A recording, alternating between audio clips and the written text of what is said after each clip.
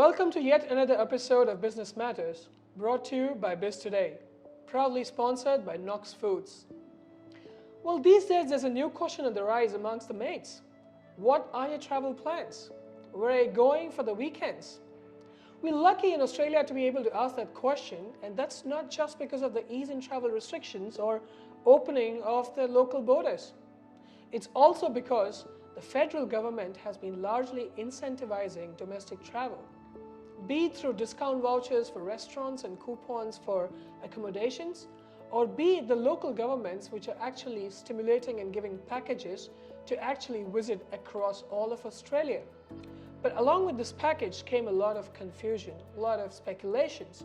People had a lot of different ideas. So today we are joined by an industry expert to shed some light about this stimulus package. Welcome, Nirav. Thank you. Hi, I'm Nirav, the co-founder of Travel Crafters. Nirav, can you shed some light upon this travel stimulus package? Because there's a lot of confusion around it, there's misinformation. Let's just get all the details out. Yeah, sure. So the stimulus package, which has been announced by the federal government, is a really good initiative to help not only the travel agents, but the tour operators, the hotels, pretty much everyone who is associated with the travel industry. As everyone knows, Aussies love to travel, but because of this pandemic, they had not been able to go overseas. And because of that, most of the travel agents or the businesses who had been relying upon those things had been struggling a bit. So Australian government came up with this 128 million funding scheme, which was going to all the travel agents and all the industry members to support their business. So Nirav, can you tell me, is it just for the travel industry, the professionals, the agencies, or also the travelers, the consumers of this industry can use something out of it? Yeah, sure. So no, this one, the government stimulus package scheme, or the 128 million, is specifically dedicated to the travel professionals who is associated from the travel industry, from selling, hospitality and around that area. The good amount, the good information about it I can tell you is the stimulus package or the grants which you are looking at, about starting from $1,500 to about $100,000 depending upon your eligibility criteria. So there are a couple of information available on the Services Australia website which you can have a look. However, when it comes to the consumer end, this kind of is of not much of any use, because consumers will be just focusing about what they can get. Absolutely. So for that one, the government has done the initiative which is the half price domestic, which everyone is well aware of. But what they know is just the information about half price domestic. When all things started, they in fact didn't know what destinations to travel, what destinations are covered, and most importantly, nobody knew whether the travel agents can be a part of it to sell it to their own customers. Right. So that is one initiative what government has done, which is pretty good. Some of the local states has been promoting in the part of the vouchers for the people to come to, for an example, South Australia and Northern Territory. They had been giving some vouchers, about $200 voucher, where you can just get the voucher and you can just use it towards the accommodation. So it means with these things, not only the consumer, the traveler, is getting the benefit to fly to X place, but they can get the discounts or kind of free stay on the hotel as well. Well, that's really interesting, because what Nirav is telling us is that this travel stimulus package is more than just half price tickets. That's right. Right? Just like in NSW there is Dine and Discover, you said in South Australia there are $200 vouchers which can be used for accommodation too. Right? Nirav, that brings me to a very important question. Is this package all about just getting more tourists to travel destinations, or there is some bigger catch around it? See, there is honestly, there is no bigger catch. I mean, what my understanding is, because in general, Australians had been spending about roughly $46 billion from the Australian to travel overseas or spending in general on the travel sector. 46 billion. Yeah.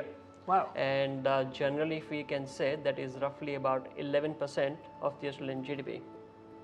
Based on 2018-19, right? And of course, after that, pandemic started, so all these things had completely changed. Now, that's really interesting. Now, when you said travel agents, that brings me to a new question. Who all can apply for the stimulus package? Is it just travel agents? Is it hotels? Is it consumers, travelers? Can you shed some light on that? Yes, anyone who is relating to the travel industry, let it be travel agents, inbound tour operators, and the wholesalers, are eligible to get the benefit of this scheme by the federal government. Right. Now, the quick question here is it very clear from the government about how to apply for businesses? Of course not. So when this information started to come in, pretty much it was like end of November, beginning of December, the very first stage of it. The government, the initiative is pretty good, so don't take me wrong about it. The initiative is good, but if there was more information, so for an example, the information was you need to register on Service Australia, sorry. Right. And then that link was redirecting to another website. Okay. So there had not been a place where I could find anything. Neither of the accountants who had been kind of helping all these businesses, the small businesses, to help out, nobody had any clue of what exactly the process is and what needs to be done. Okay. So the recommendation I could give is, if it would have been at one place as a reference document, would have been much more easier, because there is large group of people who might be digitally challenged. Absolutely. So it would have worked quite well for those people specifically. All right. So the simple idea is that one reference document saying these are the 10 steps you need to follow, irrespective of wherever they are. That's your clarity you need from the government, if possible. Yes. I hope they improve on that. I'm sure they were experimenting too. Let's hope so. Talking of experiments, there's a larger speculation going around that all these half-price tickets are actually a gimmick where airlines are inflating the costs and showing as if there's a half price induced. Now, is this just a public notion which has not been corrected, or what do you say about this? I mean, see, it's again, I would say airlines has been, or aviation industry in that case, I would say, has been the worst affected industry, one of the worst affected industry from the pandemic, because let it be Qantas, Virgin Australia, or any of the airlines had been just shutting their businesses down. The aircrafts had been just sitting into the kind of in the desert. Absolutely. So in that case, and plus the cost has always been there associated just to keep those aircrafts running in future whenever the things get started. So Nirav, just a quick question. Say an international student, a migrant, or any person who's in Australia who's not a resident or a citizen, just because of his virtue of being in Australia, can still travel to New Zealand with the right papers in place?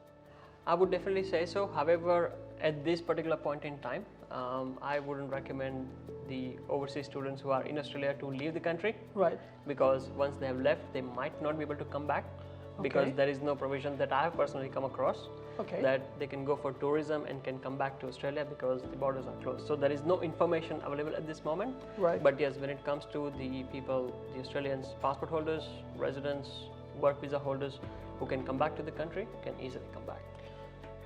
For the residents, for the citizens, say they are in New Zealand or the other way around, and if they get stuck because the border is shut, is there a provision to repatriate them? Unfortunately not. So, and that's actually the most, the scare amongst the people at this moment, saying that what if they have traveled to New Zealand, some place the COVID cluster has developed, they might end up in that place having to spend to change the tickets, accommodation, and all the other services.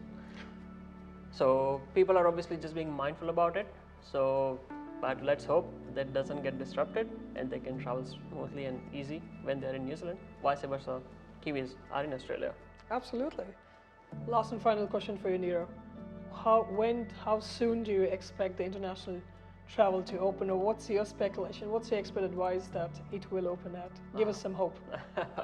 I wish I do have the right answer for it, but I mean, given Australia has been pretty stable, and however not the rest of the world, which is, let it be Europe or any of the other places, but being speculative, I would say you might be looking at towards the year end, might be a good bet, but let's hope it opens sooner than that. Absolutely, Nirav. Along with you, there are many who hope that it opens really soon for the international travelers and for people to visit back. That was a really interesting chat with Nirav, and it's really good to know from the horse's mouth that this is a good stimulus to actually explore our own backyard and get the economy running while we're traveling around with it.